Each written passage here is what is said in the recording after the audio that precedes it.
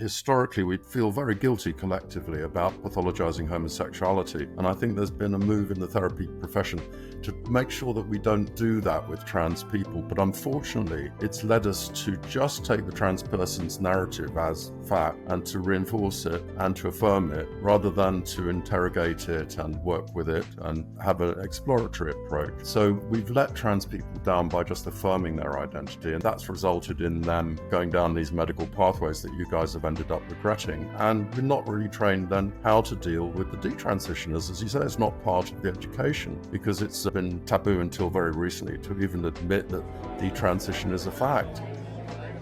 You must be some kind of therapist.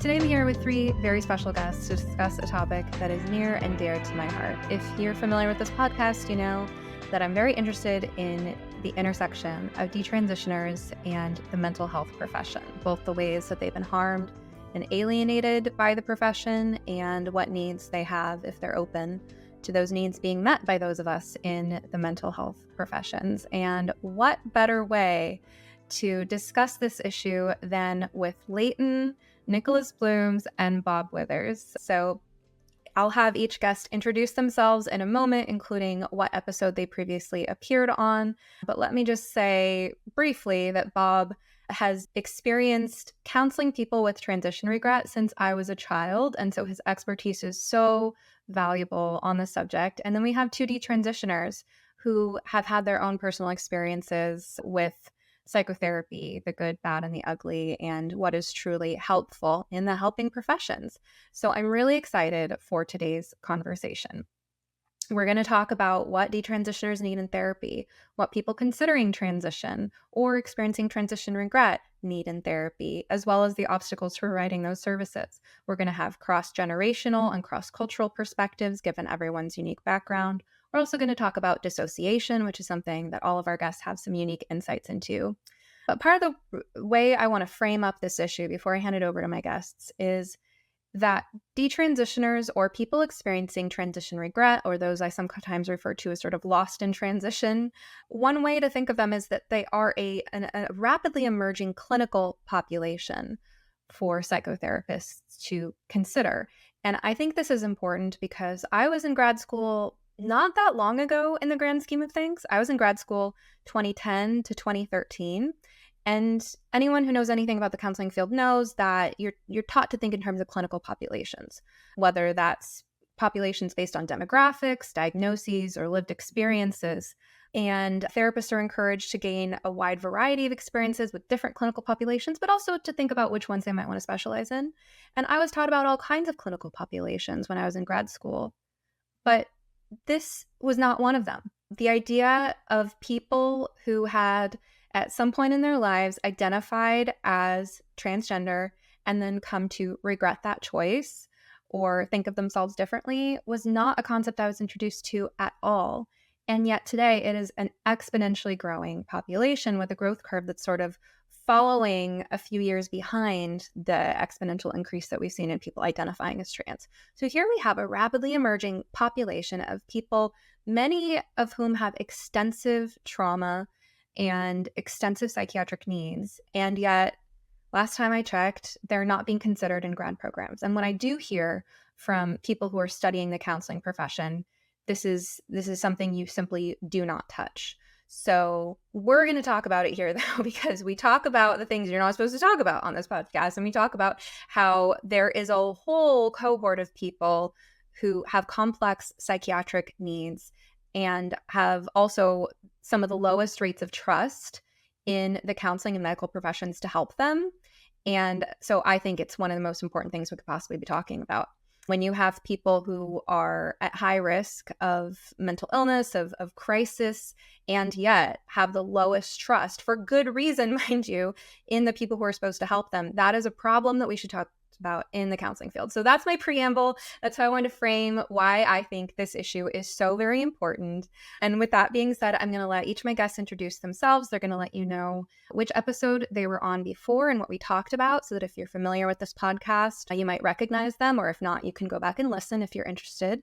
And then we'll dive into the conversation. So we'll start with Layton. So my name is Layton. I was in episode 95, Transing the Gay Away, Cults, Actual Conversion Therapy, and Dissociation, as well as episode 96, From Cults to Gender Clinic, Misdiagnosis, Detransition, and Healing, where Stephanie and I had a really incredible conversation about me having been raised in a cult, experiencing a lot of trauma, being diagnosed with dissociative identity disorder due to so much PTSD and fragmentation, going through conversion therapy, and how all of that led to my transition and ultimately my detransition. Hi, my name is Nicolas Blooms. I was on episode 98 called Trans to Detrans, a graphic novel journey from self-hate to self-compassion with Nicolas Blooms. In our conversation, we talked about my graphic novel that heavily illustrates the experience of someone that experiences gender dysphoria and going through a journey of discovering the soul and learning to love myself, where you can dive into the graphic novel and really have an experience of what that would feel like in your body. And then we'll have Bob introduce himself. And since Layton and Nicholas were actually on pretty recent episodes, but it's been a while since I've seen Bob, he's also going to fill us in on what he's been up to since then. Okay, thank you very much. And thanks for asking me back, Stephanie. And nice to meet you, Layton and Nicholas. So my episode was episode 47, The Scapegoated Body, Transition, Regret. And in that episode, I was talking about my work, which went back to the early 1990s with my first experience of a detransitioner who had lived as a woman for 9 years, having fully medically transitioned, and then realized that it didn't fulfill his hopes. And so he came to me wanting to go back to living as a man and finding what it was that had made it difficult for him to feel comfortable in his male body to begin with. I'm not just a practitioner in therapy with people with gender dysphoria. I've got a lifelong interest in the mind-body relationship, in psychosomatic medicine, in dissociation, and I work as a Jungian analyst, seeing ordinary people and teaching and writing about.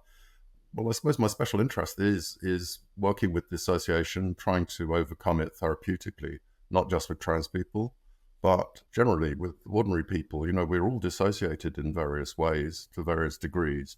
And mind-body dissociation, I think, is a very prevalent and deeply entrenched kind of dissociation that we suffer from as a culture. I think we spend so much of our time, actually what we're doing now is a bit dissociated. We're just talking to heads on a screen, aren't we? And our bodies are not really present with one another. We have to do a degree of benign dissociation from our bodies in order to exist in this world that we've made for ourselves. We spend a lot of time on screen, a lot of time. I spend not a lot of time I spend more time on my bike, which is embodied, than in my car, but I used to spend more time in my car, not something else, but disembodied. Recently, so then this became an interest of mine. The trans thing became an interest because once the huge upswell of numbers of people identifying as trans and wanting to transition, once that started hitting people around the clinic where I work in Brighton in the south coast of England, it became important for me to try and understand what were the obstacles to people engaging in effective psychotherapy prior to making changes to their bodies that they could come to regret. And so I've made that a focus of some of my research work and some of the papers that I've written and the talks that I've given, and quite a lot of the people who I've been involved with have also been involved in a similar sort of work with different perspectives, culminating in this conference that Stephanie was talking about, which I went to on Saturday in London, and that was called First Do No Harm. It was the first clinical conference laid on by it's called the Clinical Advisory Network on Sex and Gender, and it was besieged by trans activists who put the word out on Twitter that this was a conference of conversion therapists. It was nothing of the sort. It had people who had their lived experience of detransitioning, people who were doing research on the suicide figures. Michael Biggs talked about the fact that although there's a huge perceived risk of suicide if you withhold medical treatment from young trans people, actually the evidence in favor of giving them the treatment as a suicide prevention is very, very poor, and the suicide rate is extremely low. But despite that, we had the protesters outside, took over the building, or tried to get into the building, stopped us from getting into the building to go to the talks, and they were shouting out their slogan was, because the conference was called Do No Harm, and they were saying, do no harm, that's a lie, you don't care if children die, which is using the sort of suicide narrative to scare everybody into medicalizing any young person with gender distress. And the police were so badly outnumbered that they just sat by and let these people take over the front lobby of the, they're all wearing masks. Some of them came with weapons. No, unfortunately in England, we don't have easy access to guns. God knows what would have happened if it had been in the States. Anyway, I digress. That's me. That's my background. That's what I've been doing recently. And I'm very glad to be here today. Thanks for inviting me. Thank you, Bob. So you mentioned several potential starting points there. I know dissociation and the mind-body connection is a shared interest of everyone here. You also mentioned addressing the obstacles to effective psychotherapy for people who are considering making major permanent bodily alterations. And I think that could be a great starting point. But one point I'll just add to before we dive into any of that is that I like to periodically reiterate my reasons for talking about this issue at all. And so you address the suicide narrative and how the evidence for that is very poor. I will go a step further and say that it's the opposite of the truth, and that's why I'm speaking out on this issue. We know that all-cause mortality is higher in postoperative transsexuals than age-matched peers. And that has to do with both increased rates of suicide and self-harm and psychiatric hospitalizations and medicalization for postoperative transsexuals, as well as the medical complications that come with that, the risks to the cardiovascular system, the nervous system, endocrine, of course, the bones. So it's the fact that all-cause mortality is so much higher in people who go through with these things that is my very reason for speaking out on this issue and saying, hey, all else being equal, would you prefer your child to have diabetes or not have diabetes? I don't think anyone would say it's, expresses phobia or hatred toward diabetic people for a parent to want their child to be healthy and not dependent on insulin shots for the rest of their life. So similarly, all else being equal, would you wish for someone a healthy life or a life that's prematurely cut short where they're riddled with medical problems? And so the fact that there's no evidence that gender dysphoria is some kind of absolute indicator of some permanent gender identity, the fact that this gendered soul hasn't been located in science, is my reason for speaking out about this. So I just wanted to express my strong opinion on that matter. But that being said, Bob, you had mentioned, as I said, dissociation, which I know is an interest for everyone here. Thank you. Can I just, end the conversation about the suicide narrative? Because I think that it was one of the things that came out of the conference. The people who were talking about suicide were saying that actually there's been very little proper research. Nobody's bothered to follow up why the suicide figures are so high in people post-operatively. It's just been put down by the trans lobby as being due to minority stress. But you would think that if people were passing, their minority stress would be less because they've had the surgery and hormones that make them pass more easily. So a gender dysphoria, if it was getting better, should result in a lower suicide risk.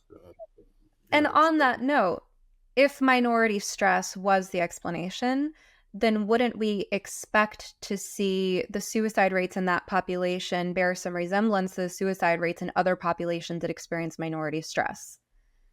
But that's not what we see. What we see is that the suicide rate in the trans-identified population matches people with the same psychiatric comorbidities, and then it goes up once you're post-operative.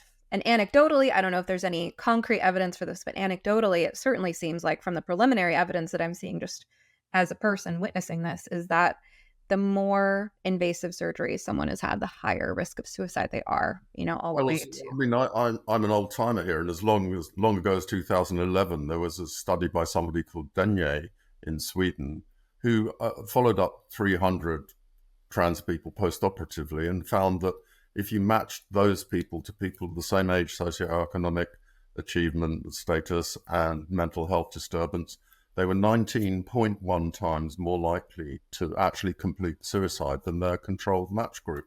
But nobody's actually asked the question, why is that? It's just been put down to minority stress, but it could be down to a number of other possibilities, including transition regret. You, like my patient, you think it's going to help you, but it doesn't. And then you're in despair because you've got no hope. Another possibility would be that the rates of self-harm are quite high to begin with. So it might be that these are people who are already inclined to self-harm, and suicide is the most extreme form of self-harm. And the other thing that hasn't been investigated is what is the effect of estrogen on the male body. These were mainly male to female transitioners. And whereas the female body has various ways of keeping estrogen at a constant level within the body, the male body doesn't have those same receptor cells to do that. And in women, we do know that rapid fluctuations of estrogen, such as occur around menopause or before period or after the birth of a child, those are times of a woman's life she's much more likely to commit suicide. So if there's a link between the extreme fluctuation in estrogen level in the woman, and if the male body isn't equipped to deal with estrogen, isn't it at least a possibility that flooding a male body with estrogen may be connected with the increased risk of suicide? But nobody's bothered to investigate it, because to do these scientific investigations is deemed transphobic, just like having a medical conference to talk about best practice is deemed by the trans activists who think it's their human right to have access to these unproven medical treatments. They just think that anybody who does any questioning or investigation is transphobic and attempting to practice conversion therapy, and should be shouted down and probably attacked and certainly denied a platform. So that's the real transphobia, it seems to me. It's the transphobia that denies trans people the right to evidence-based medicine that the rest of us enjoy. I think that's a good segue to the topic of what are the obstacles to effective psychotherapy, because you're mentioning the obstacles to sound research. So what are the obstacles to effective psychotherapy for trans-identified people? Well, I don't want to hold the whole show, and I'd be very interested in hearing what Layton and Nicholas's experience, what your experiences were of trying to engage in therapy prior to transitioning. So shall I come back at a slightly later stage, if you'd like, if you're able to share your experiences there and say what you thought the obstacles were, or maybe you didn't have any obstacles? Maybe I'd be interested in hearing what your stories are. Yeah, for me, it's been, I don't think I've ever gotten therapy for gender-related things. I went to therapy from an early age, like probably sometime around middle school, and I was already experiencing gender identity and wanting to explore that, and I would talk about that with the therapist, but because I wasn't willing to share my intimate thoughts even with the therapist because I didn't trust anybody, I kind of just was in my own world obsessing over it and not sharing it. So it kind of just grew and grew and grew. So even when I had a therapist ask me questions, I would shut my mouth. I would not talk about it. And that was kind of how I transitioned. I transitioned without a therapist. And then once I transitioned, I felt like my mental health got worse. So I was like, okay, maybe I need to go see a therapist. So I went to go see a therapist. And during the transition time, I had 2 different therapists. The first one didn't know how to talk about transition at all, so we never really touched on it. Nor was I wanting to talk about it because I didn't think that my root issue with anxiety and depression were connected to the hormone medication, as well as, deeper rooted traumatic experiences from the past. So those weren't really discussed ever until I considered detransition. When I considered detransition, I had one therapist probably in her 70s or 80s or so, and when I told her that I didn't even meet with a therapist to talk about transition, she was very shocked. She was like, how did you even get hormone medication and go on and become transition without even meeting with a therapist? She was so shocked, and she helped me really uncover and discover that I transitioned from a traumatic place instead of a healthy and balanced place. Because when I was considering detransition, she was really asking me all these questions to help me uncover, like, who am I biologically? Who am I really? Instead of taking all these hormones, because I was like, the spell had broken at that point of believing that I'm a woman, believing that hormones are going to fix me, because they never will and never have. So that was my experience with therapists, and I don't think I'll ever go back to therapy ever again, just because I feel like I've found my own way of really discovering how to navigate mental health. And I've had a life coach mentor, spiritual mentor, that really guides me, because I need someone that can be intimate with me, someone that can really just know me in and out, versus someone that just is kind of like there for temporary reasons and I can't build a relationship with, is feels really cold to me, therapeutically. So for me to discuss mental health, I felt like I needed someone that felt maternal, someone that I could count on, someone that would believe in me.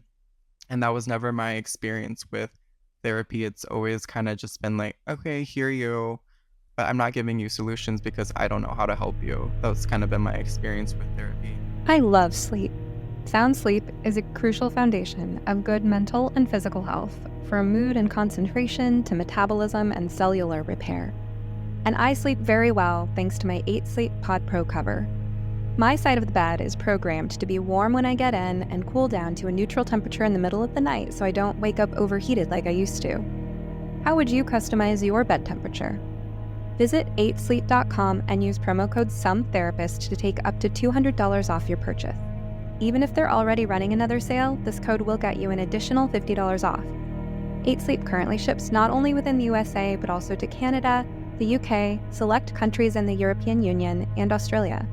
Thanks for considering purchases that support the show.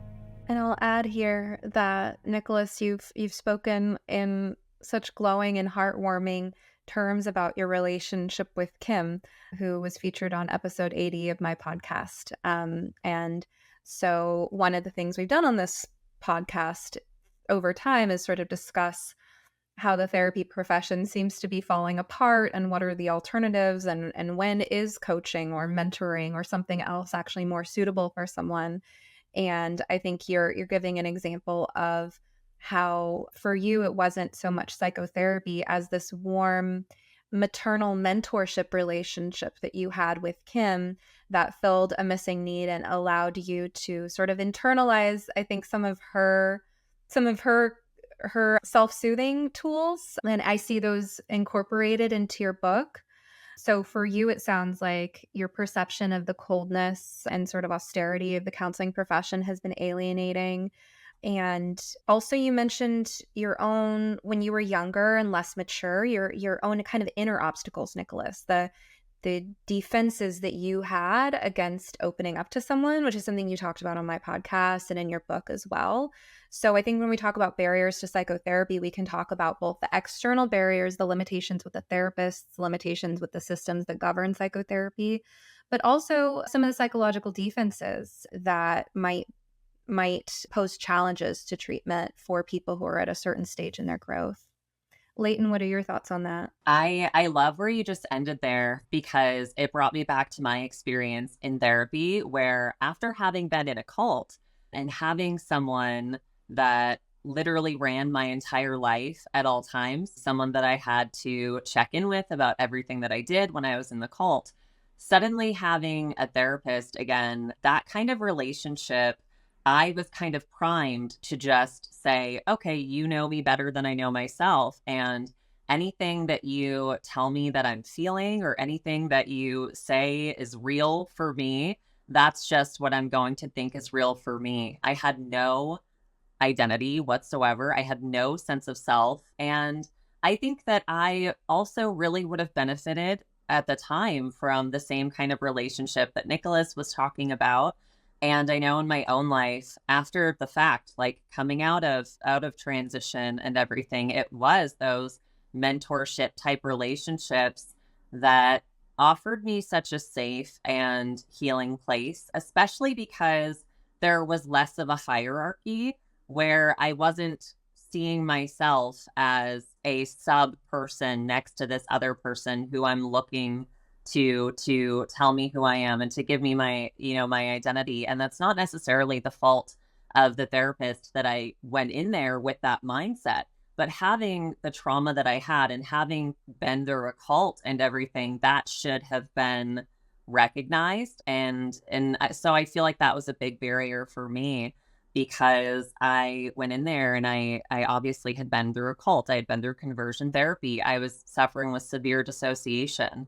And those things were not only overlooked, and I don't want to say completely overlooked because we did talk about it, but they were overlooked specifically in regards to transition and how that would impact my identity, how that would impact my connection to my physical form, my human body, my femaleness. All of those things were, totally overlooked and it yeah, it I would have really benefited, I think, from a different kind of relationship at the time where maybe I was learning from someone or being mirrored by someone in a way that was more gentle so that I wasn't going into it with that mindset as much because I had a massive wall up and that wall was, I've been primed my entire life that I have to say things a certain way and I have to do things a certain way and I have to just submit.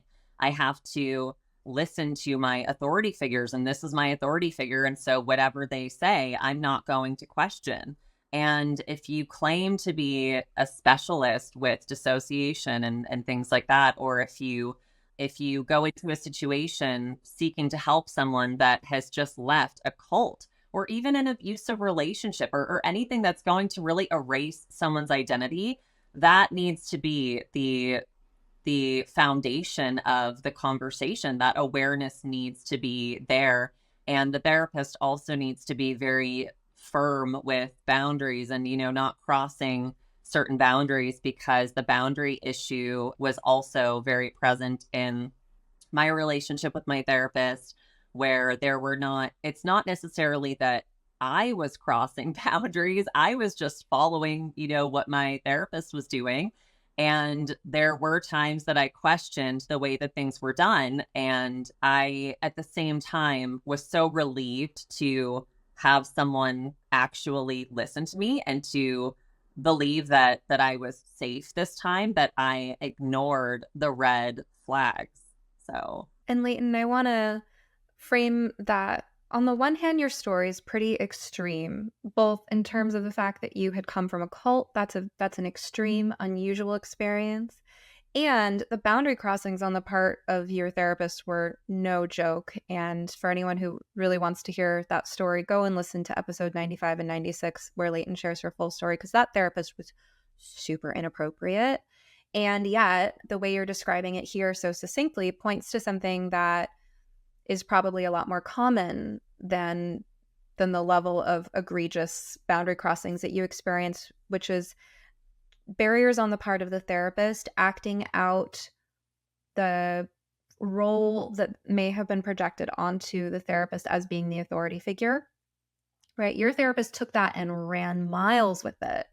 But to a lesser degree, that's a trap for any therapist to watch out for. That's, it can hook into our ego, the desire to be special or important to someone, to be a savior, to be in a position of knowledge.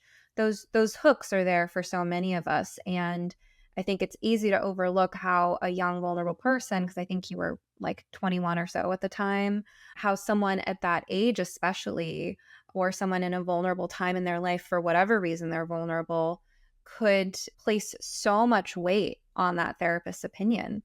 And, I come from a relational psychodynamic background. So my inclination when I pick up on stuff like that, when I'm cautiously aware of it, I'm sure it evades me all the time, but when I'm consciously aware of it, my inclination is to process it in the here and now with my patient, to, name the dynamic and kind of get curious about it as opposed to acting it out. But it's so easy to fall into acting out both the ego issues on the part of the therapist, the countertransference issues on the part of the therapist, and those vulnerabilities on the part of the client. They can be a perfect match and form sort of a perfect storm. It's very interesting hearing Layton and Nicolas and also your reflections on it, Stephanie. And if I can start with that thing about the countertransference and relational therapy, I do think what Nicolas was looking for, and maybe yourself as well, Layton, was a relationship with a real other person in the therapist. And one of the important things, I think, is to try and be involved as much as possible in a unique therapeutic relationship with the individual, so that instead of doing something by the book in a kind of fixed way, like a blank screen, classic psychoanalytic way, we're prepared to actually get emotionally involved, but to do so in a bounded way, because as Stephanie says, if we're not aware of the traps that we get drawn into as therapists, we can end up breaking boundaries and repeating traumas and making things worse, which is why, of course, the best therapy trainings, in my opinion, are the ones where the therapist themselves has to have a lot of therapy before they're let loose on the public, because it's through learning our own blind spots and working through our own traumas, contacting our own areas of madness or of dissociation, that we can then recognize where we're being drawn into something through the client and where something that we've not worked on in ourselves is actually being triggered. And it's that awareness which I think a good psychodynamic training can give a therapist. But I think as therapists also, we do have to reflect on the way that our classic training has not equipped us for working effectively with the sorts of clients that, Layton and Nicolas were. So, yeah, I think being prepared, if you need to express something of your humanity as a therapist, to have what some people have called a moment of meeting, or a sense of being a real person in the room with a real other person, that is important to be able to do that, to adapt the way that we work to reflect what's needed with the individual client, and also to reflect on how our failure to do that as a profession has contributed to our difficulty actually helping this group of clients, where it's so important that we can reach people, if possible, before transition, before doing something permanent to the body. And the sorts of things which I think have stopped us from doing that, historically, we feel very guilty collectively about pathologizing homosexuality. And I think there's been a move in the therapy profession to make sure that we don't do that with trans people. But unfortunately, it's led us to just take the trans person's narrative as fact and to reinforce it and to affirm it, rather than to interrogate it and work with it and have an exploratory approach. So we've let trans people down by just affirming their identity. And then, as Stephanie was saying, that's resulted in them going down these medical pathways that you guys have ended up regretting. And we're not really trained then how to deal with the detransitioners. As you say, it's not part of the education, because it's been taboo until very recently to even admit that detransition is a fact. If you try and speak out about that, people will say, well, don't you understand? All the studies show it's only 0.5%. And you look more closely at the studies, and actually it just breaks down. The definition of what detransition or transition regret in those studies is so narrow that it's impossible to include ordinary detransitioners in the figures. So I think we've got a lot of reflection to do as a therapy profession. And the other thing as well is working with people. A lot of people are on the spectrum or have quite severe dissociative issues, and that is a challenge to conventional therapy. I think we need to examine our ways of working and try and reflect on how we can improve our ability to engage people who, typically, or people on the autistic spectrum, find it difficult to symbolize. And, working symbolically is part of the ordinary psychoanalytic method, and when it works, it's fine. But if you don't symbolize very well, then that's a challenge for the therapist, how to work with those areas of the psyche which are not accessible to the client, really. And they may be feelings in the body. And finally, the other thing that you both said that's really interesting to me is is the link of trauma. And I think we are developing, we're developing a relational approach in psychotherapy, which is great. And we are also developing better ways of working with trauma. But it's taken quite a long time. We have, we're a bit slow to learn as a profession, I think. We tend to just fall back on the tried and tested models and regard anything else as sort of heresy. And that's not been helpful. So I think we need to think as therapists to reflect on our part in the failure to engage clients. And then we also need to think about the individual client and what their needs might be, which might be very different in, Layton's case from Nicholas's case, or in the case of the transitioners I've worked with. Everybody's unique, and every person who identifies as trans and wants to transition also has a unique story, which may require a different way of working with them, an individual way of working. And that's one area that I quite like Jung in, because, Jung talks about the centrality of individuation, which is this process of becoming yourself in a fully embodied way, is unique for each individual. You've said so many gems there, Bob. I'm wondering which one to pick up with. Discussion about how the needs of autistic people might be different in therapy. And something I heard you sort of alluding to there also is expectations going into therapy. And this is where, again, I come back to that relational approach. What's happening in the room or in the virtual room for those of us who work online? What does it mean if someone has transition regret or has detransitioned? What does it mean to them to be seeing a therapist that's going to probably be highly influenced by their past experiences? And if they feel that they have been permanently physically scarred by things that had any connection to previous therapy, then it's a miracle that they're showing up at all, right? I feel like when you're doing relational therapy, you do want to learn what you can upfront and over time from your client about what it means to them to be in therapy, what it means to them to be seeing you, their expectations, fears, hopes, longings, the projections onto the therapeutic relationship. And that whole process is just going to be magnified so much more for someone who has that level of trauma pertaining to mental health practitioners.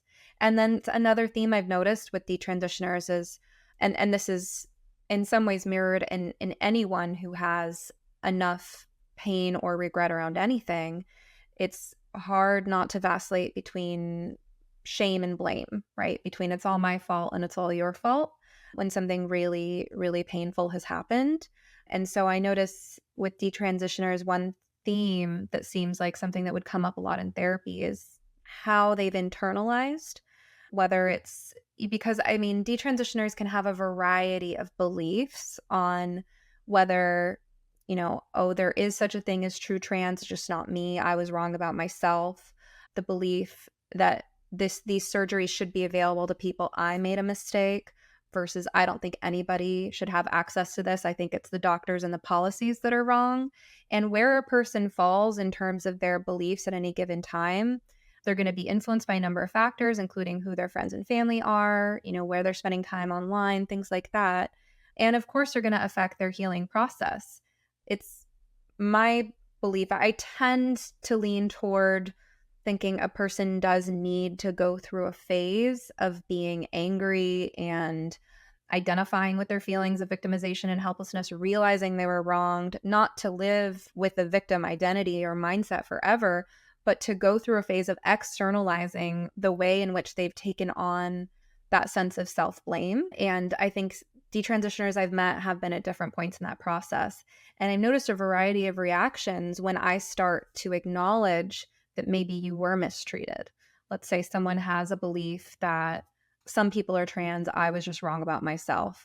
I have a libertarian philosophy that these surgeries should be available to people over 18. I just think that I was misdiagnosed. If someone has those types of beliefs and I come in and say, well, actually, I, as someone who works in this profession, thinks that we made a horrible wrong turn and that my profession should have never agreed to sign off on these things in the first place. And I don't agree with how doctors' roles have been rewritten to, away from the philosophy of doing no harm towards just give the patient whatever body modification they want, regardless of how it affects their health in the future. If I come in and say, I have a different belief system and I think you were mistreated, and I don't think this should have been available to you, and I see you internalizing responsibility for this, but if my field hadn't messed up so badly, then you never would have even been able to harm yourself in this way, so maybe you shouldn't blame yourself. Then that's going to create a major potential relational conflict in the therapist-client relationship. Or, now I do more coaching and consulting. Let's say I'm working with the Detransitioner, and that it could really sort of erode against the person's belief system and also their ways of internalizing to cope, because there's sort of that, sometimes people blame themselves for their problems as a way of maintaining control rather than identifying with feelings of helplessness or victimization. So I think there's just so much there. I was seeing some looks on your face, Bob. I was wondering what was going through your mind when I was saying all that. Actually, what was going through my mind was that, although I agree with what you're saying, and it's very true, what was going through my mind was the dissociation in our culture as well between the doctors who look after the physical body and the psychotherapists who look after whatever you want to call it, the mind or the soul. And for some of the detransitioners that I've worked with, it's been quite hard to join up the bodily care, which is often done by physicians or doctors, with the psychological care, which is done by psychotherapists. So my first detransitioner guy, he came along to see me for a long period of time in a very, very dark kind of suicidal depression, which I worked on psychotherapeutically, diligently, with very little effect. He still felt very suicidal. And then finally, he went to see a doctor who referred him to an endocrinologist. And the endocrinologist said, well, how much testosterone are you taking? And he said, well, I'm not taking any testosterone. Nobody's prescribed it to me. So I said, well, you're on estrogen then, are you? No, I've stopped taking the estrogen. So the endocrinologist just said, well, your body isn't producing testosterone. You haven't got any testes anymore. And it's no wonder you're suicidally depressed. You need some testosterone. So just that simple sort of joining up of the care. I mean, I hope it's better these days, but this feels like a massive experiment where, people are casualties, and the transformative effect on my patient, I call him Chris when I write about him, it was massive. He just got such a lift when he started taking testosterone, suddenly came alive again, and this sort of really dead, dark depression lifted. And he was very angry with me for a while that I'd been trying to treat this thing psychologically, when actually it was a bodily issue that hadn't been picked up on. So there's this dissociation in our culture between psychotherapy and physical medicine, which is, part of the problem, I think. I'd be interested to hear what degree of bodily care Layton and Nicolas are receiving, and if it's joined up with the life coaching or the psychological, emotional support, or if you just have to go out and mix and match, and of course also individually people transition in various different ways to various different degrees, and so their physical needs are going to be different. I could talk about that for a bit longer, but I'd be interested in hearing about your experience of that, Layton and Nicolas. And what Stephanie was saying earlier, I totally agree with as well. That was great. But what about that side, the bodily care? How good is that now you've transitioned? So for me, what's been interesting, I love that you're talking about how our society has this disconnect about the body and mind and healing it separately, when I feel like there is a huge interconnection that is being miscalculated. For me, as I detransitioned and I dug deep into the wounds and trauma that I was experiencing, there was a physical component to it as well. I've had gut issues my entire life, and it stems from trauma with my mom and being bullied. So my nervous system was dysregulated for over a decade. So I naturally met with a naturopath. And the naturopath, he immediately was like, yeah, your gut issues are directly related to your nervous system. And I never heard that before. I didn't even want to go to a regular pharmaceutical, general practitioner doctor, because I was like, they're going to prescribe me pills, and I'm never going to take pills because I know I can heal this. I know I can, because I know that the mind and body are connected. So why would I need to take a pill when I feel like there's something deeper than just physical? So as I was getting help from the naturopath, I showed up suicidal, I showed up depressed, I showed up with so much anxiety. And as he prescribed me homeopathic medicine, which is just like sugar pills mixed with a herb, the emotions arose. They started to show up to the surface and then be released. And then within 6 to 9 months, I feel like a completely different person. It's almost like the trauma from my past was not being experienced and felt and was stored in my body.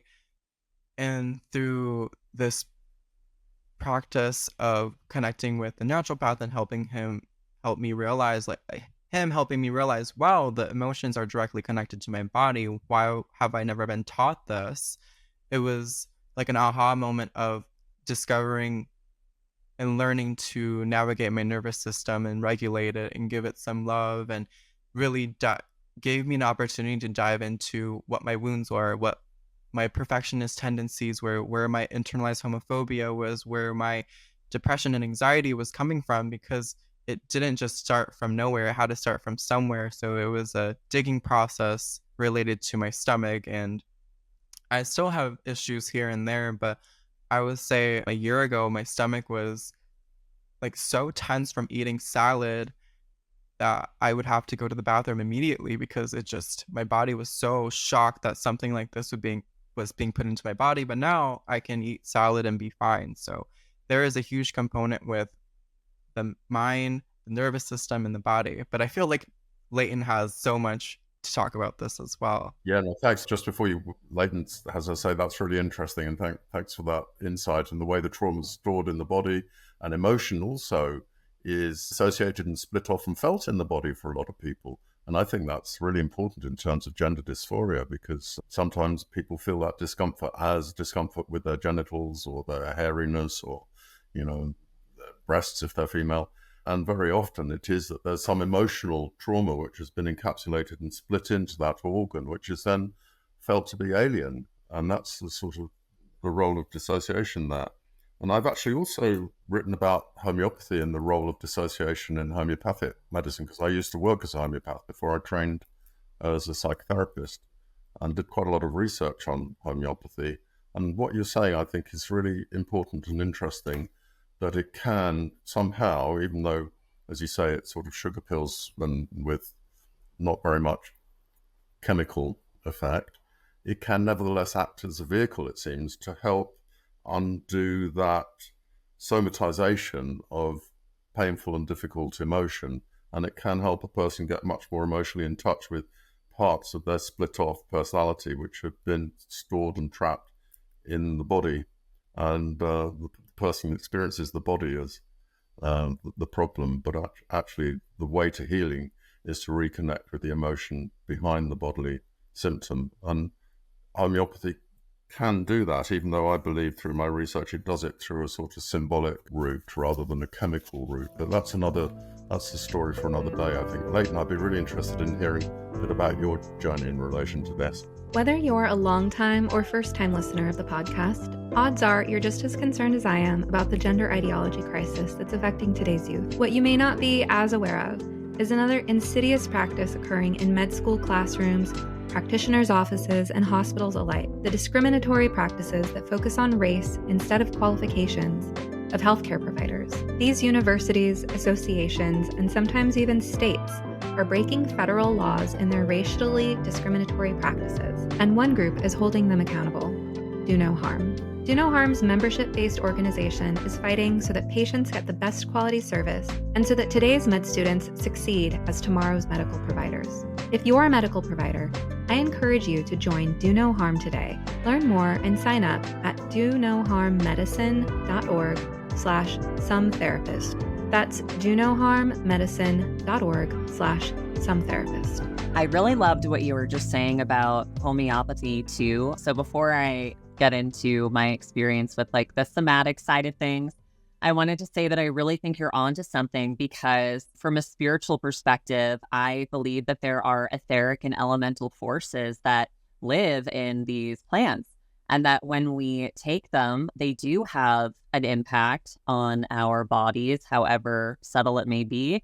And I think it can impact us astrally and physically and really add a sense of balance. That's been my experience in a lot of ways.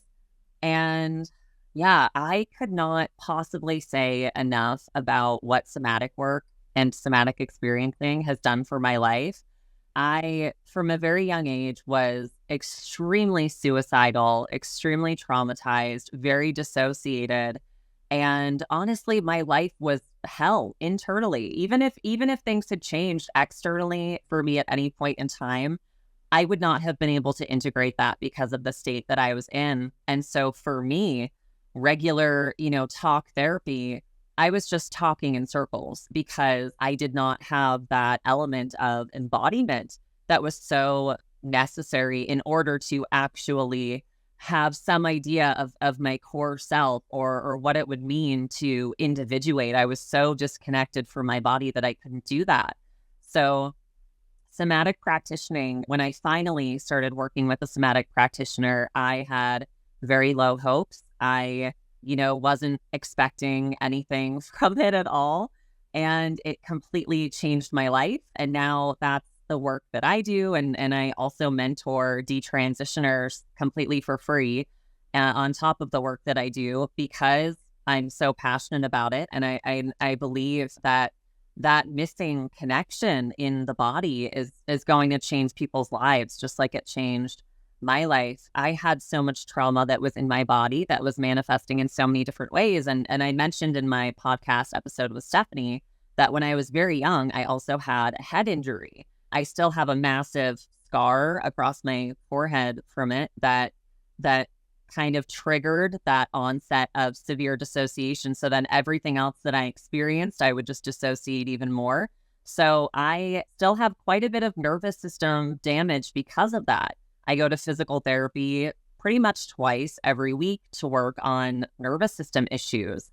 However, even despite the damage that I currently still have to my nervous system, the state that I am in mentally, emotionally, physically, and spiritually is just, it's not even remotely comparable. I see myself as someone that lives a very whole and stable and healthy life, that if I had not had that physical component of really getting embodied and experiencing the sensations that my body needed me to experience and feeling into my body, I don't think there was any other way for me to stop dissociating, because something that I recognized was that this wave of emotion that would come up before I would split when I was diagnosed with dissociative identity disorder, and I would kind of essentially black out in a lot of ways.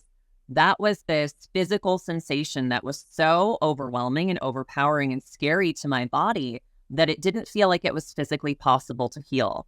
And so I had to work with that in very small ways, which I also incorporated a lot of inner child work and self-comfort and, speaking to my body regularly, saying that I'm safe, and what I would do is I would allow myself to kind of integrate these physical sensations in very small ways. And I wasn't dissecting them and saying, what is this? Because associating it with that trauma before I was embodied was too much for me. I couldn't be going into the trauma if I wasn't even in my body.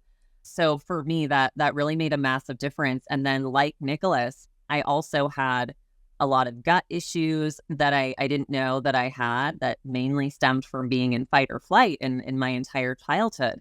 And changing my diet helped tremendously, in the sense that, I could eat salad and I'm not going to have those issues, but for me it was more so, I am not the kind of person, my body, my nervous system, it does not like stimulation, it doesn't like caffeine, it doesn't like sugar, even carbs. They're just too harsh on my nervous system compared to other people.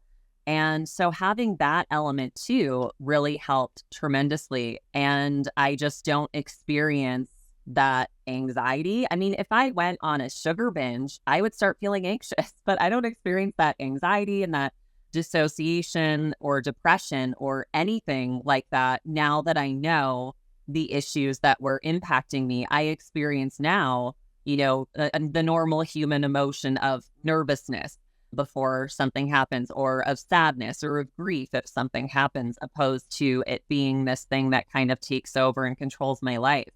As far as the clinical aspect of things, I really have not received much help. My doctor doesn't really know what to do with me, so I've kind of had to figure things out as I go. And I get acupuncture regularly. I meditate all the time. I live an extremely healthy lifestyle to the best of my ability. And I'm also aware that I have damage done to my endocrine system that I don't know how to fix, and damage done to my body that I don't know how to fix. So to me, it's a every day as a journey, and I'm open to trying different things. And what I do the most is I go within and I listen to my body, and I do a lot of muscle testing too, and ask my body what it needs, because so far my body and reestablishing that connection has been the greatest teacher that I ever could have had. I noticed similarities in Layton and Nicholas's stories, that both of you at some point in your own maturation really took your healing into your own hands, decided to be your own doctor, did your own research, went within to ask your body what it needed, went through sort of a spiritual process of reconnecting with your body in a compassionate way and finding that sort of inner healer. And you both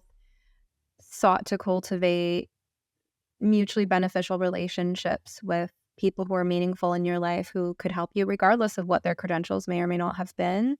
And now you're both in a place where you're both feeling grounded and clear, able to help others. You're both mentoring other detransitioners. And so there's a place I want to go next. I'm also curious to hear where you were going to go, Bob. The place that I was curious was from your experiences doing sort of that peer-to-peer mentoring for other detransitioners, because I guess I'll frame it this way, that I've met detransitioners in a variety of contexts, in this podcasting context and personal contexts, and through counseling and coaching. And, some of the detransitioners I met have been really, really suffering physically and mentally. Others I'm happy to see thriving, like you guys, I think are examples of people who are in a pretty good place in your lives, able to be a source of inspiration to others. And so here I am still sitting with this question of, in terms of the therapeutic relationship for people who are willing to go to therapy, because some detransitioners are just never going to trust a therapist again. But, or, maybe if they're willing to trust a coach or a mentor, and that person happens to be listening to this podcast thinking, how can I help? In the context of a helping relationship where the detransitioner is the person being helped, I'm still sorting through this question of to what degree is it necessary for someone to go through feeling wronged, to go through because I see that as part of like purging the poison, like getting the arrow out of your system. Like, I have been harmed, this, and the danger in not doing that is continuing to internalize blame. And so for me, worldview plays a part in that, because my worldview, as I was saying earlier, and I'm sorry to be repetitive, but my mind is still on it because I really want to know what you guys think, right? Like, in my worldview, there's right and wrong about what helpers should be doing and what healthcare professionals should be doing. And there are people who have been wronged by that because those in charge have lost their way. And so I'm thinking like that, it's necessary for some people to go through that phase in order to move on to healing and self-compassion and self-forgiveness. Like, it's not my fault. In the same way that, someone who was molested when they were young, and there are many detransitioners and people with transition regret who also have sexual trauma, someone who was molested probably spent years of their life feeling like they did something to deserve that it was their fault, they must have wanted it. And sometimes it's only until much later in life, through maturation or psychotherapy or what have you, that you can look back as a molestation victim and be like, no, I was just a child. I was groomed. This was not my fault. I think there's something really similar in those two processes. Not to say that people should be stuck there, but it's just something I've noticed is a dilemma in the process of trying to figure out how to best be of service to people with this particular lived experience. And I guess I'm just left wondering what you guys think, Layton and Nicholas, based on your own experiences. I don't know how similar or different that question is to where you were about to go, Bob. Well, I'm very, very interested in hearing about that. So I was only going to say something that I was really sorry that Layton still has some medical issues, and I was thinking about there must be lots of detransitioners who are left with medical issues, and I hope that we as a society can pick up on that and help with that part of it as well. The other part, I was really impressed that you used your body to recontact your emotional self that you've been cut off from before. And I was also just thinking it's really important to do that in relationship to somebody else as well, who can help you with the emotions. And so that sort of might segue quite conveniently into your work with the transitioners, where I suppose you're helping them share their trauma with you, and the fact that you've been through some of that trauma as well will probably help them regulate the emotion around it without having perhaps to dissociate, i.e. cut off or be overwhelmed. So yeah, like Stephanie, I'd like to hear a bit more about that work, that great work that you're doing with the detransition. I mean, even when I work with them and they know I always make sure that they know they have full autonomy. You know, they can take whatever advice I give and they don't have to use it. I won't be angry with them or upset with them or stop working with them if they don't, unless it was obvious, of course, that they didn't actually want to continue with that healing. But I have yet to have that happen. But I also, I bring up, you know, the elements of, are you exercising? What's your diet like? Do you use drugs? All of these different things that I think are really important because they do affect how we feel about the world, but also especially how we're going to feel in our bodies.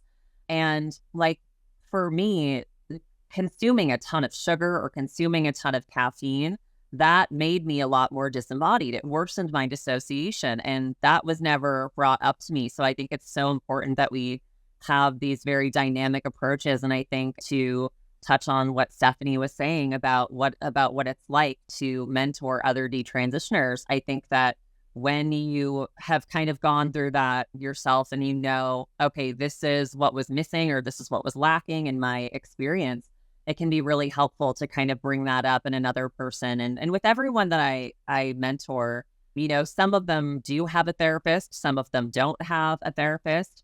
And some of them feel like doing somatic work with me it's just making so much more progress for them. And then when we stop meeting, I encourage them to go see a somatic therapist specifically because somatic practitioners and somatic therapists are obviously different still in various ways. And I think it would be very beneficial. But yeah, I think having that dynamic approach is really important. And Stephanie, you had asked something right before this that like totally slipped my mind. What was your question right before this?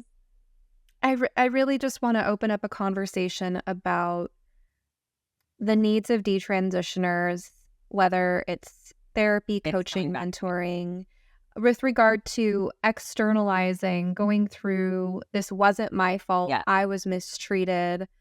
And some of, you know, whether that's helpful or not, as well as some of the problems and solutions that might be created from going there, and how the therapist, you know, if a therapist is gender critical like me, the potential match or mismatch between the therapist and client, given that not all detransitioners have the same worldview, have the same gender critical perspective. In fact, some detransitioners report feeling wronged by the gender critical community. It's just layers and layers of complexity, but wherever you want to go with it.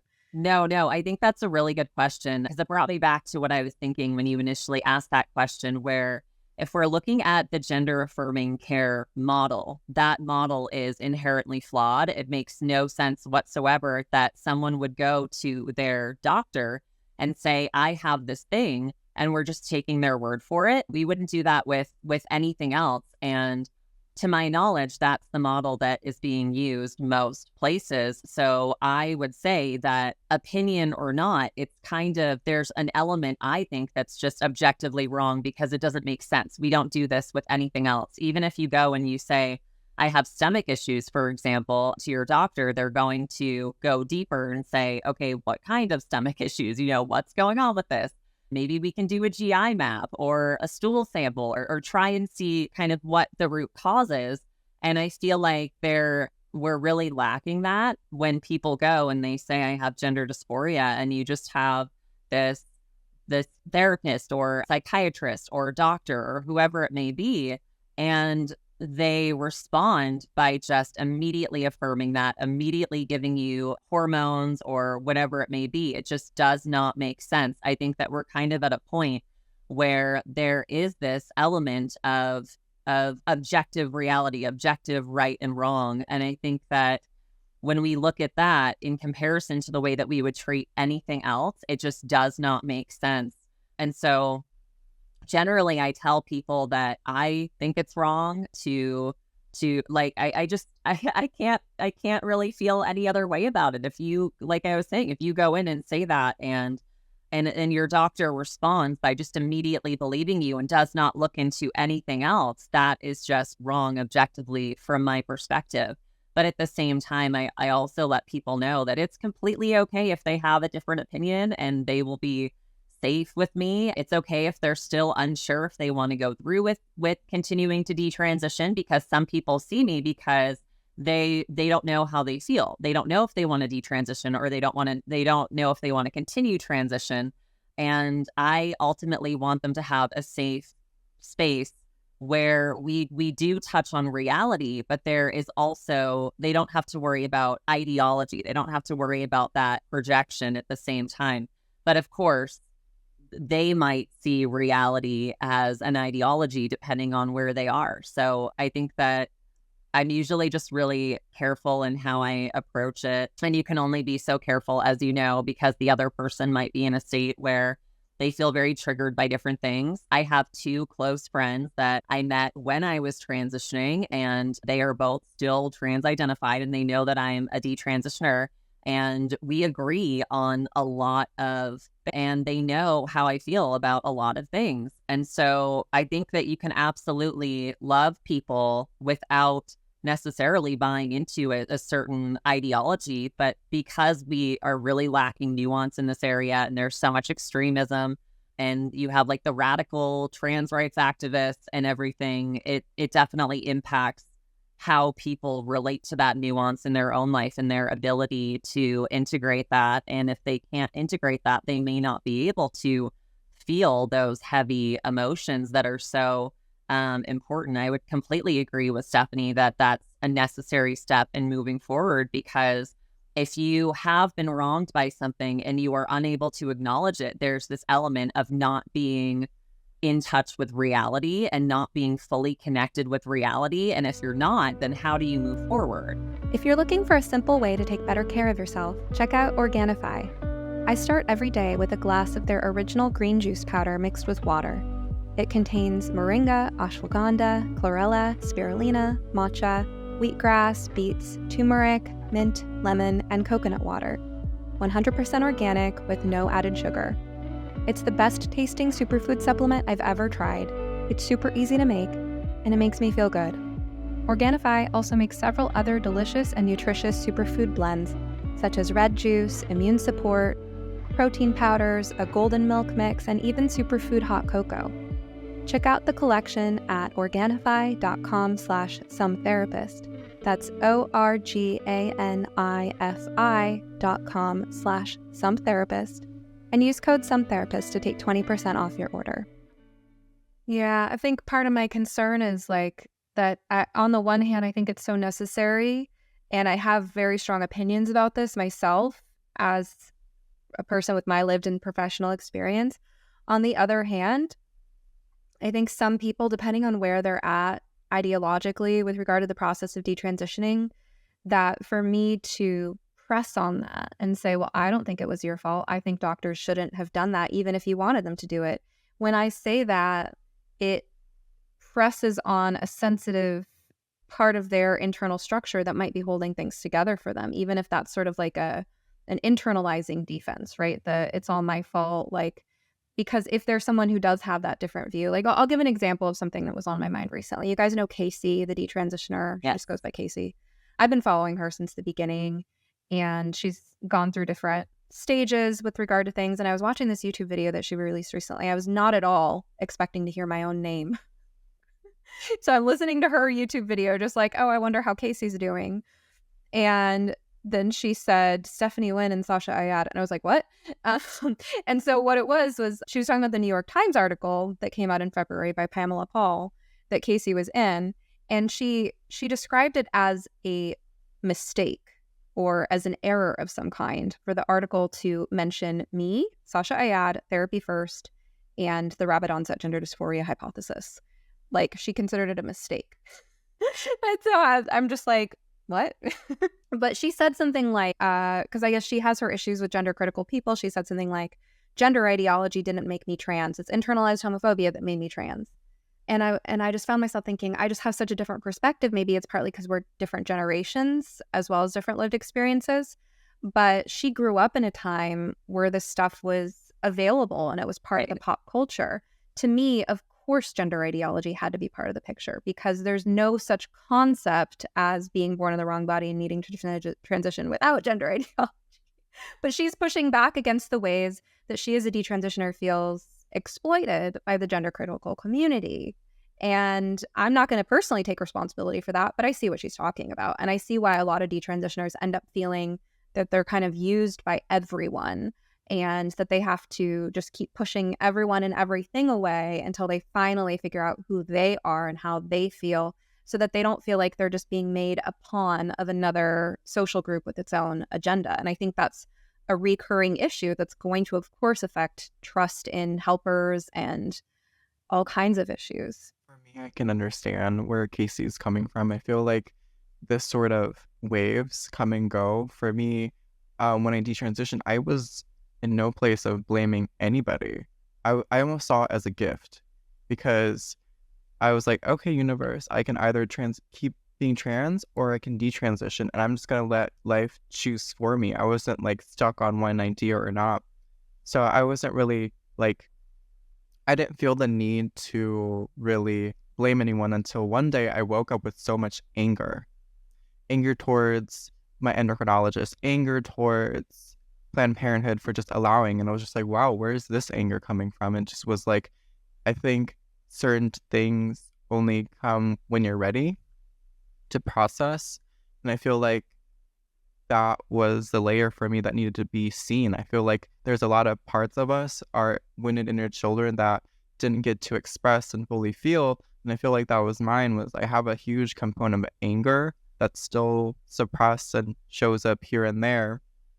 So I think that was what happened for me, is anger needed to be seen at that moment, because the more I ignored my emotions, the more I dissociated I became. So it's just like, why would I ignore anger? I feel like anger towards these people and experiences had to be seen and processed in order to be released. Because if I identify with the feeling of, oh, I'm angry at these people are horrible, which to a degree I feel like they are, but like I didn't want to identify. I was just allowing it to process, because ultimately I know that's not who I am. I'm not anger. I'm not an emotion. I think that's where this all started, was identifying with an emotion and embodying as trying to become a woman, which never will happen. So I think a lot of it has to do with layers and going through different emotions and really allowing yourself to feel. I think that's what this is all about, is reconnecting with the body, and how much can you allow yourself to feel and feel safe in that feeling, so that the feeling can process, because feelings are fast, they don't last. So that was my experience with, if I were to help a detransitioner, be like, okay, let's see what's here.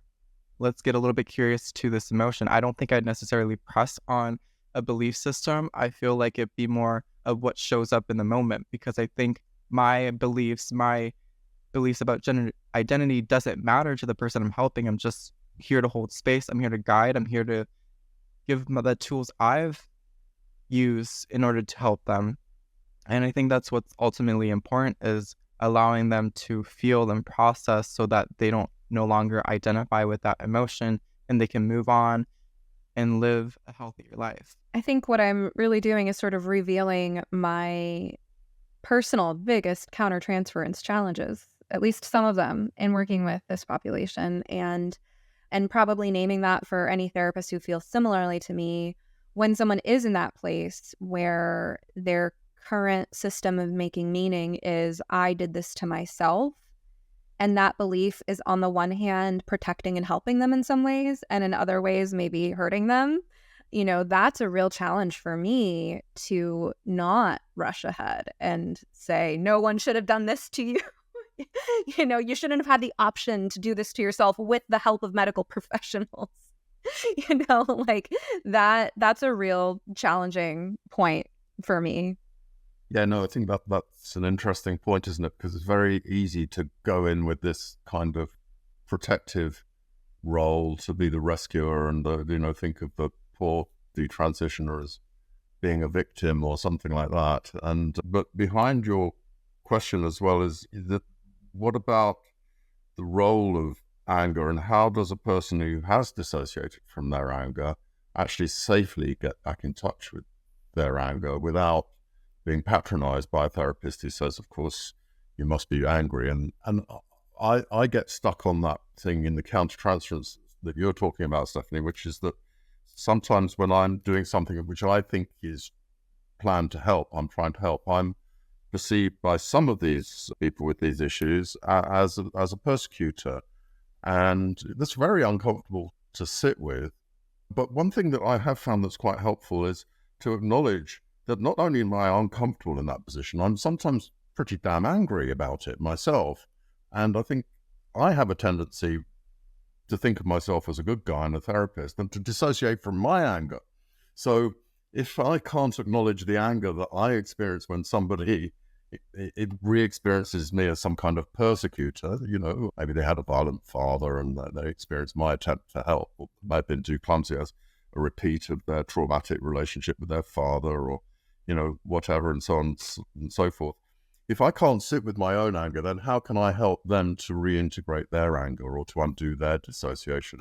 So sometimes the work is done in the therapist, and that being able to sit with it and not say, for goodness sake, I'm here to try and help you, which is a reinforcement of dissociation, but to sit with it and to suffer being experienced as a persecutor or even an abuser for a while until it's the right time to give it back to the client in a form that they can integrate rather than feel overwhelmed by or feel that they have to deny and dissociate. So some of the work is done in the countertransference in that sense. So it's an opportunity as well as a discomfort is what I'm trying to say here, I think, or it can be. Let me just say there's so many more things I would like to discuss with this group that are relevant to this topic. I mean, I have notes sitting here in front of me of things I wanted to raise with you or circle back to, but I'm aware of the time. And since we only have 5 more minutes, I want to use that time to just allow each person to share whatever your last burning thoughts are that you'd like to get out of your system. So whatever is on your mind, whatever you want to say, let's go ahead and say it now before we close out and talk about where people can find you. We'll start with Layton. I feel like there were so many good things that were said in this conversation. And I just think the importance of letting someone be where they are, that's something that would have been really helpful in my own life and in my own recovery. Recognizing that if you are in a place of recovery, you only have to move as quickly as the slowest part of yourself. And if you are in a place of guiding someone else through their own recovery, that they may be moving as quickly as they have the capacity to move. And kind of maintaining that awareness, I feel like, is really important and has been pretty foundational in my own life. What about you guys? I would say what's important is if there are detransitioners that feel like they can't trust, the therapy world, the doctor world, I feel like the best next option is someone like us, like Layton and I feel like having a mentorship experience with a detransitioner, we know the ins and outs and experiences of someone that is a detransitioner. Like I've dealt with internalized homophobia that has pushed me to transition. I know the anger, the suffering that goes with, hating gender ideology and disassociating with your body and becoming rooted into your body. I feel like I can offer a person to really believe in themselves that they can start healing again and start seeing life in a better way. So I feel like that would be such an important step for people is if you feel like you can't trust anybody else, well, first trust yourself and then also trust detransitioners because we want to help. We understand you. Nicholas, you were saying before we started the recording that you were interested in the role of hope, which unfortunately is come down right to the last comment, but it gives me great hope to see you young people mentoring each other and offering each other the support that I think will help you get through this extremely traumatic experience that you've had and that we haven't protected you from, and that's a terrible shame, I think, for our generation, that we've actually encouraged you to go into some experimental treatment without proper protection, and then we've deserted you and we haven't given you the tools to handle it and to get through it, and we've let you down. And I don't blame you for not trusting us, but I am hopeful that you are managing to help yourselves and to organize to help others who've been through the sorts of experiences that you've been through. So it's been a real pleasure to meet you and to have some of that encouraged. And my other hope, of course, is in a more general sense that as a culture we'll begin to collectively undo some of this quite damaging mind-body dissociation that I think has been the theme throughout our discussion tonight. And we are moving in that kind of direction, but it's against a lot of resistance, and I'm sure there's a long way to go with that culturally and collectively, but it must give some hope to us to see that beginning to happen. So good luck going forward. Well, I thank you all so much for being here. I feel like a bittersweetness as we're wrapping up, because I feel like in some ways this was just the beginning, and there's so much more to explore with regard to this topic. And I know everyone's leaving with more to share, whether it's regarding hope or so many other things. So that being said, we'll wrap up and go around and just let people know where they can find you if you want people to find you.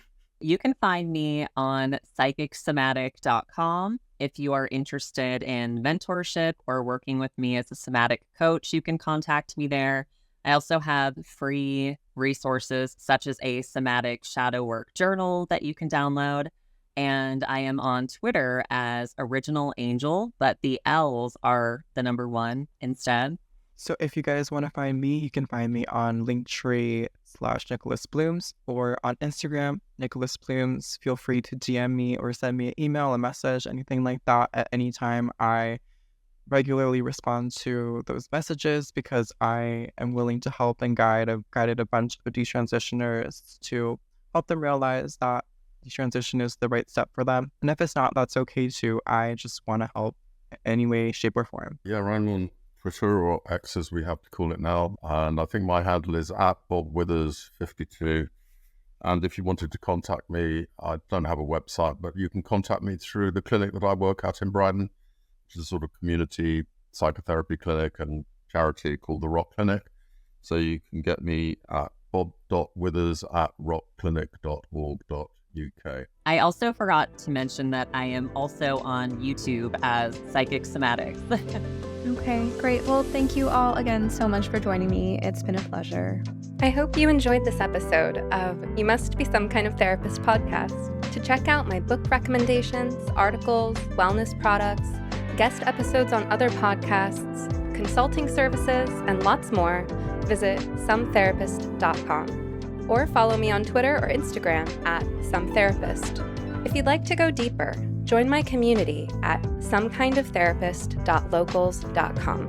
Members can dialogue with other listeners, post questions for upcoming podcast guests to respond to, or ask questions for me to respond to in exclusive members-only Q&A live streams.